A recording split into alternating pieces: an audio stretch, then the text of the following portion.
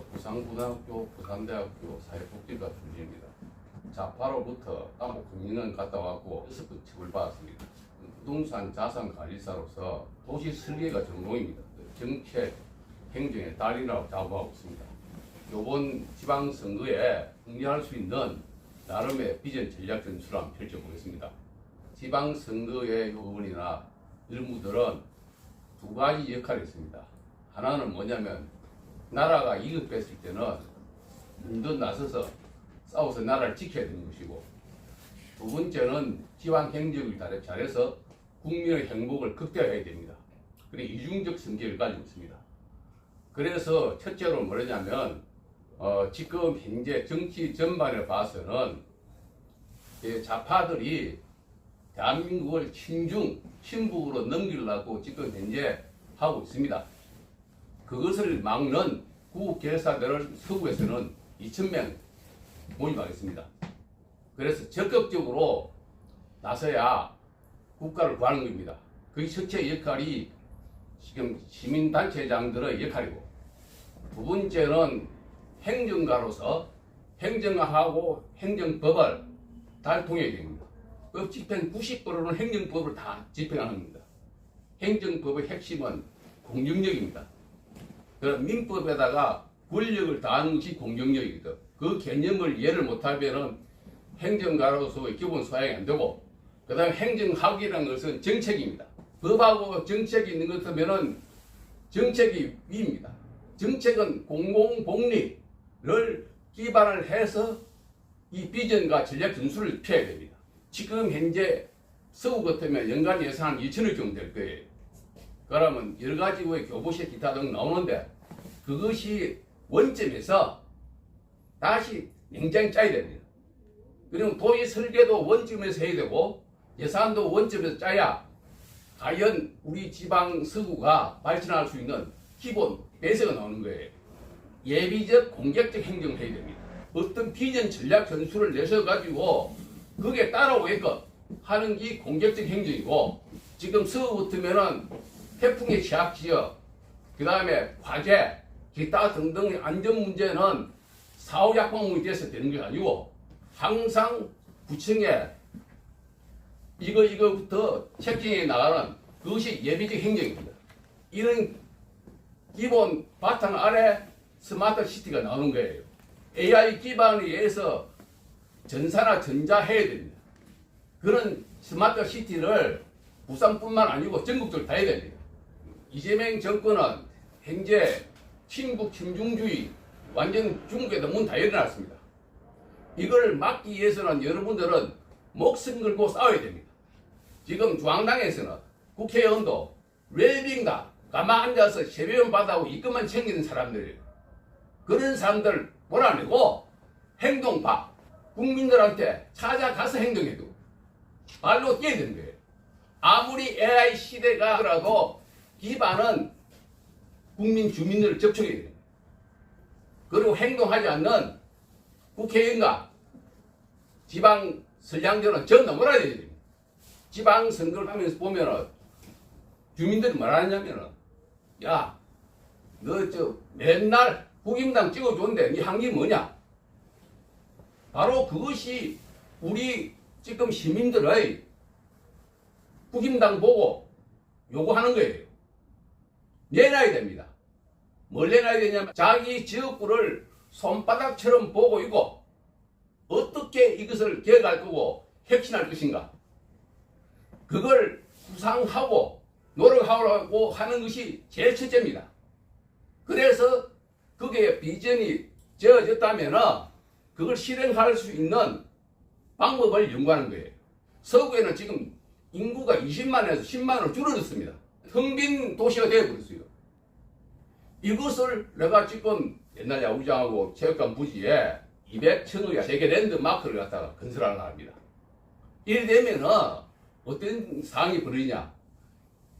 100만 평 연건평에 하루에 5만 명 정도의 인구가 늘어나고, 지금 서구에 장사하는 사람들의 한 2,000대가 되는데 그게 하루에 10명 정도로 더 불어날 거예요. 그걸 되는 것 같으면 현재 우리 GNP가 3만 5천 불 되는 것 같으면 한 7만 불 수준으로 올리게 됩니다. 각 지역구에 자기가 어떻게 부상할 것인가 그걸 연구를 하시란 말입니다. 깍깍하게 말할까 부산 전체는 제일 핵심 뭐냐 부상으로 와서 환경화물인데 내년부터 북극 항로가 개설돼서 세계 수도가 부산으로 변합니다. 부산이 지금 현재 금융, 물류하고 관광, 그 다음에 명기 녹산 지역의 방산, 여기 지금 현재 부산의 핵심인데 그 다음에 부산하고 울산, 경남, 부울경 통합을 해서 제가 꿈꾸는 단군 국가연합, 동북아 국가연합이 곧 결성되는 것 같으면은 고구려, 부여, 옛날 고려족들 전부 다 끌어들여서 부울경 명칭은 내가 만들었습니다. 메가 부산을 해서 2천만 명 GNP, GDP가 있습니다. 30만 불 시대를 낸 자신이 있습니다. 이게 부산 정치를 위해서 내가 역할이고 방금 말한 200층을 내 주민 참여가 굉장히 중요합니다. 주민 참여 핵심은 뭐냐면은 반대자들이 있을 겁니다.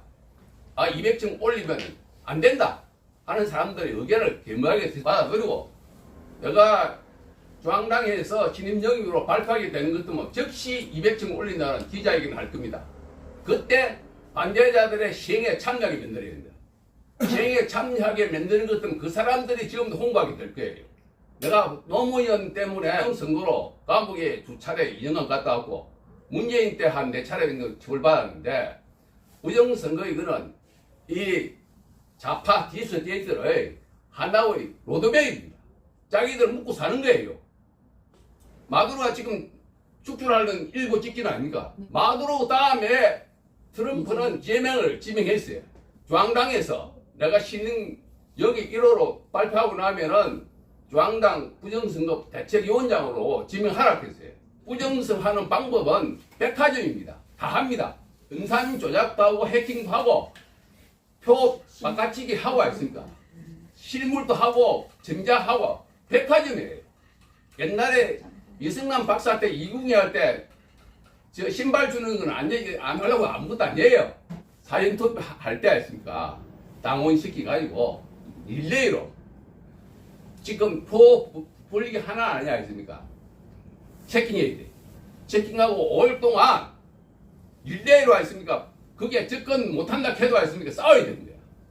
싸워서 표 바꿔치기 못하게끔 싸워야 됩니다. 그 다음에 두 번째 뭐냐면은 5월 동안 하고 개표장에 옮길 때 알아가지고 철도점 감셔야 되는 거예요.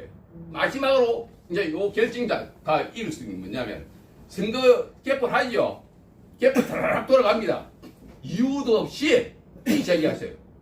각 시기하고 투표 관리관 하고 그 다음에 있잖아요. 당원들 가서 교육시켜가지고 이 제기하게 되고 다시 하게 되면은 프로그램 조작 행기 들어가 버려. 그러려면 당선되는 겁니다. 개표할 때 당원하고 상관이 않습니까? 시켜가지고 이 제기하면 다시 하게 돼 있어. 무조건 하란 말입니다. 하면은 한 8월 정도는 했습니까? 부정이 막아줘요. 중앙당에서 내가 가면은 해킹 방지 요원을 갖다가 내가 가르치거든. 부정선거 전문실들 내가 단장이 되는 것 같으면 전부 모집해갖고 전문 해킹가 있습니까? 방지 세력을 해갖고 저놈들을 해킹하면 그 역으로 조지고 그 다음에 각 예배직으로 왔습니다. 당원 교육을 다시 시킬게요. 오늘은 요 정도만 하고 마치겠습니다. 청장 출마하실 분, 시의원, 부의원 출마하실 분들 중에 자유시민연합이라는 단체에 가서 자기를 공부하고 뭔가 알리겠다 이런 분들이 앞으로도 적어도 한 3, 40명 이상 될 거니까 오늘 오신 분들도 여러분 주변에 국민의힘 후보로 출마할 희망자들을 저희 단체로 소개를 좀 해주세요. 그러면 강의회 때에서 그분을 100% 지지한다 이건 아직 아니고 이건 본인의 생각을 일단 알리는 차원이다 이렇게 생각하시면 되겠습니다. 두 번째 강의를 제가 될 겁니다. 우파가 지금 통합해야 되잖아요. 우파가 연합해야 됩니다. 연합해야 되는데 그럼 방법론으로 지금 용광로 전략이라는 게 있고 또 통일지선 전략이라는 게 있어요. 역사적으로 보면은 어느 게 성공인 전략이냐 실제로 통일지선 전략은 성공한 전략이라고 볼 수가 있습니다. 우파의 전략 중에서도 배울 건 배워야 된다. 좌파한테 우리 배울 게 많아요. 이재명이가 5년 이내에 또 뭐 중간에 그만두고 내려올지 아니면 5년 채울지 아직 불확실하잖아요. 어쨌든 지금은 총칼 들고 무력을 동원해서 정권을 빼앗을 수 있는 시기는 이제 아니잖아요. 어차피 투표를 통해서 우리가 이기내고 이겨야 된다. 저는 그렇게 생각을 하고 있는데요. 그러면 정권 다시 찾기 위한 전략을 우파가 다 모여야 되잖아요. 우파가 다 통합돼야 됩니다. 그거는 명백한 우리의 그 목표라고 볼 수 있는데, 좌파는 이걸 할 때 통합이 잘 돼요. 잘 모이고 뭉치는데, 우파는 이 뭉치는 게 좀 잘 안 됩니다. 그럼 우파가 앞으로 어떻게 통합 전략을 가져가야 될 거냐에 대한 말씀을 제가 드려보고자 하는 거예요. 통상 용광로 전략이라는 이제 용어를 씁니다. 자, 이건 어떤 말이냐 하면은, 우리가 조그만 차이는 다 없애고 용광로에 집어넣어가지고 그냥 하나로 통합하자, 이런 전략이거든요. 이 지난번에 김문수 대선 후보도 이 얘기를 했습니다. 우파가 다 통합하자, 모이자.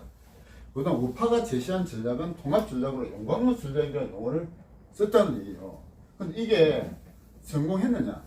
결과적으로 이 성공하지 못했어요. 제가 볼 때는 실패한 전략이다. 저는 그렇게 봅니다. 자, 그런데 좌파의 통일전 전략을 한번 보세요. 이 통일전 전략이라는 용어가 좌파가 쓴 용어이기 때문에 우파가 좀 거부감을 가질 수도 있습니다. 그러나 이게 성공한 전략이거든, 역사적으로 볼 때. 그러면 성공한 전략이기 때문에 우리도 여기서 배울 건 배워야 된다고 생각해요. 자, 그러면은 용광로 전략과 통일전 전략의 차이가 뭐냐? 핵심적인 차이가 뭐냐?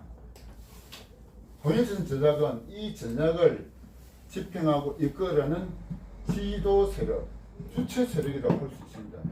주체 세력, 지도 세력이 통일전선 전략이 있었어요. 이게 누구냐? 소위 공산혁명가 세력입니다. 공산화를 이루어야 된다는 것을 명확한 자기 사명으로 생각하고 이걸 이루기 위한 방법론을 철저히 학습한 세력이 있어요. 이 공산혁명가 세력이 소위 그 당시 전위적인 당원, 주로 당을 만드는 전위적인 당원이 있었습니다. 이걸 누가 제시했느냐? 레닌이 제시입니다. 레닌. 1902년도에 무엇을 할 것인가 라는 책이 있습니다. 마르크스는 공산주의가 우리의 이상이다 하면서 역사발전 5단계서를 제시하면서 공산당 선언을 써가지고 공산주의라는 것을 이제 이론화시킨 이론가라 볼 수 있는데, 마르크스는 그 실천을 하지는 못했어요. 마르크스는 그 제1 인터내셔널, 제2 인터내셔널까지는 소위 공산주의의 이론적 지도자 역할을 하긴 했습니다만 실제로 공산화를 이루지는 못했단 말입니다. 공산화를 이룬 사람은 누구냐? 레닌이에요. 그래서 레닌은 세계 역사상 최초로 공산혁명을 성공시킨 인물입니다. 이때 레닌이 제시한 게 뭐냐? 당면한 적이 있잖아요. 그 당시 적은 짜르 체제입니다. 러시아의 짜르 전제군주를 무너뜨리는 것을 공통의 목표로 하는 모든 진영을 다 묶은 거예요. 다 묶어가지고 통일전선 전략을 폈는데, 여기서 지도 세력이 누구냐? 공산혁명가 세력이 있었단 말입니다. 그게 무엇을 할 것인가라는 그 책에서 제시된 전략이에요. 그래서 레닌은 그 전략을 펴면서 짜르 체제를 무너뜨리는데 다 동일한 학생 조직, 종교 조직, 뭐 다 하나로 뭉친 거예요. 이게 통일전선 전략입니다. 그런데 그들을 용광로에 넣어가지고 차별 없이 다 집어넣은 게 아니고 주체 세력이 있어가지고 공산혁명가 세력, 소위 공산주의 이론을 철저히 학습한 지도 세력이 있었어요. 그 지도 세력이 그 공산혁명을 이끌어가는 주체 세력이 된 겁니다. 그들의 최종 목표는 자기들끼리만 공유하고 이 연대 세력 할 때는 그거를 제시하지 않았습니다. 속였다. 이게 그때 쓴 전략이 뭐냐? 기만 전술을 썼어요. 공산주의를 이끌어 건설하지 않으면 그 목표를 자기들끼리는 공유했지만 짜르 체제를 무너뜨리기 위한 통일선 전략할 때는 그걸 숨긴 거예요. 숨기면서 우리는 당장 짜르 체제에 반대하는 모든 진영을 모으자. 이게 통일선 전략의 핵심입니다. 그러면서 당면한 적을 무너뜨리고 나면은 그 다음 또 새로운 적이 또 만들어지죠.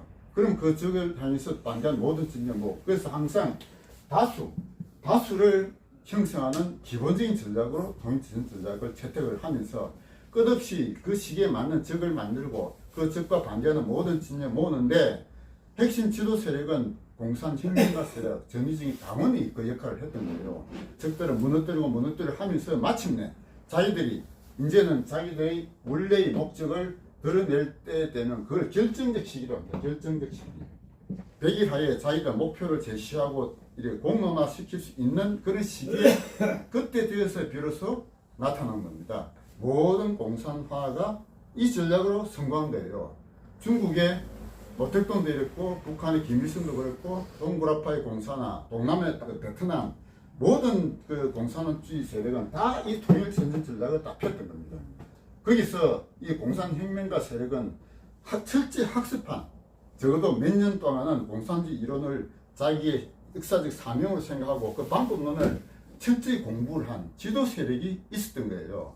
그래서 공산혁명이 성공을 했습니다. 20세기 후반기에 전 세계에 막 거의 절반 이상이 공산화된 기본적인 전략이에요. 그에 반해서 자, 용광로 전략은 뭐냐? 우파가 김문수도 그랬고 홍준표도 그랬고 다 용광로 전략을 얘기해가지고 우파가 다 하나로 뭉치자. 차이를 다 없애자. 그런데 핵심이 뭐냐? 지도 세력이 여기는 없는 겁니다. 핵심 지도 세력이. 그러다 보니까 어떤 거냐? 신자들이 막 들어가지고 깽판을 친 거죠. 지금도 우파의 통합 전략이 용광로 전략 갖고는 안 된다는 겁니다. 우리 우파도 지도 세력이 있어야 된다. 핵심 지도 세력. 핵심 지도 세력이 양성돼야 된다. 마치 공산혁명가 세력처럼 철저하게 이론 무장을 한 그런 핵심 세력이 있어야 된다는 거예요. 자, 그걸 저는 뭐라고 하느냐. 자유혁명 세력. 저는 이렇게 표현합니다. 공산주의가 성공하기 위해서 공산혁명가 세력들이 지도 세력이 돼가지고 성공시킨 것과 유사하게 우파도 자유혁명가 세력을 양성하자. 이게 제가 주장하는 겁니다. 자, 자유혁명이라는 뭐냐? 자, 이거를 이해를 하기 위해서 이제 우리 대한민국이 지켜야 될 핵심 가치가 뭔지에 대한 말씀을 먼저 드려야 돼요. 우리 대한민국의 우파가 지향해야 될, 달성해야 될 핵심 가치가 뭐냐? 이거를 통상 뭐라고 얘기합니까? 자유민주주의. 자유민주주의를 지키자. 이런 얘기를 많이 하잖아요. 근데 이 용어는 조금 문제가 있는 용어예요. 이걸 얘기하는 사람 내가 본 적이 없어요. 자유민주주의라는 이 용어는 우리의 핵심 가치다라고 통상 내세우는데 이건 하나의 가치가 아니에요. 자유주의 플러스 민주주의의 합성입니다. 그래서 자유주의라는 어떤 이념과 민주주의라는 이념 두 개가 이 합성된 용어가 자유민주주의라는 용어예요. 그런데 그동안 이 중에서 민주주의에 대한 얘기는 많이 들었잖아요. 민주주의라는 말은 막 얼마나 참 듣기 좋은 얘기입니까? 그런데 앞에는 자유주의. 자유주의에 대한 학습을 우리 그다음 우파 시민단체에서도 거의 한 적이 없어요. 자유주의가 뭔가에 대해서 제대로 학습하고 공부한 그런 세력이 지금 우리나라에 없습니다. 저는 이거를 이제 이 세력을 좀 키워야 된다고 생각을 하거든요. 제가 최근에 쓴 책이 하나 있습니다. 자유주의란 무엇인가? 라고 제가 이 책을 썼어요. 이거 언제 썼냐면은 작년에 부산 교육감 보궐선거 할 때 정승윤 후보 캠프에 저희가 이제 가서 좀 지원 활동을 했는데 정승윤 후보가 당선이 만약에 되면은 교육감 해야 될 일은 뭐냐? 이제 부제로 뭐라고 달았느냐? 자유우파 교육감 해야 할 일이라고 제가 부제를 달았습니다. 교육감 해야 될 일이 뭐냐? 자유주의에 대한 학습, 국민교육 이걸 교육감 좀 해야 된다 이거죠. 그동안 우리나라가 이승만 대통령, 박정희 대통령, 전두환 대통령 이 세 분, 저는 전두환 대통령을 위대한 대통령을 저는 인정하고 있습니다. 이 세 분이 정치를 잘 이끌어왔거든요. 잘 이끌어왔는데 이분들이 반공을 주로 강조를 했는데 우리가 반공은 공산주의 반대한다 이 말이잖아요. 그러면 자유우파가 지켜야 될, 지향해야 될 가치가 뭐냐? 자유주의다는 얘기예요. 근데 자유주의에 대한 학습을, 국민교육을 그 세 분도 잘 못 시킨 겁니다. 그래서 자유주의라는 가치에 대한 학습을 제대로 지금 우리 우파 국민들이 받은 적이 없어요. 그래서 저는 자유주의라는 이들 핵심 가치를 이제 국민교육을 시켜야 되겠다 하고 그거를 이제 지난번에 정승윤 후보가 교육감이 당선되면은 부산에서 이런 시민단체나 학교 학생들에게 교육을 시키기 위한 기초 자료로 제가 이 책을 쓴 거예요. 자유주의라는 우파가 지향해야 될 가치에 대해서 학교에서는 전혀 교육을 시키지 않아요. 국민교육도 시킨 적도 없고 초등고등학교, 대학교도 마찬가지입니다. 우파 시민단체에서 이 교육을 저는 시켜야 된다고 생각해요. 제가 지금 자유주의라는 이 이념에 대해서 제가 공부한 바에 의하면은 20세기에 가장 위대한 자유주의 사상가 누구냐? 저는 하이에크라고 생각합니다. 하이에크라는 분을 들어보지도 못한 분들이 대다수예요. 하이에크 책을 제가 읽어보니까 좀 책이 어려워요. 무슨 말인지 잘 모르겠고, 하이에크가 쓴 가장 유명한 책이 노예의 길이라는 책이 있습니다. 하이에크는 원래 오스트리아 출신의 사상가인데, 오스트리아가 독일 바로 옆에 있다 보니까 나치의 그 탄압에 더 이상 안 되겠다고 영국으로 망명을 간 분이 하이에크인데, 영국으로 망명을 가서 보니까 영국도 독일과 비슷하게 전체주의적 경향을 보이고 있다는 거죠. 전쟁 때문에. 2차 대전 전쟁을 이기기 위해서는 뭔가 국가가 주도적으로 사람들을 통제하고 지시하고 계획 경제로 간다. 이게 하이에크가 영국에서 느낀 겁니다. 그래서 영국도 독일과 비슷한 전체주의 사회가 돼가고 있다는 걸 하이에크가 느끼고, 그것이 올바른 길이 아니다. 이대로 가면 노예가 된다라고 해서 쓴 책이 노예의 길이라는 책이에요.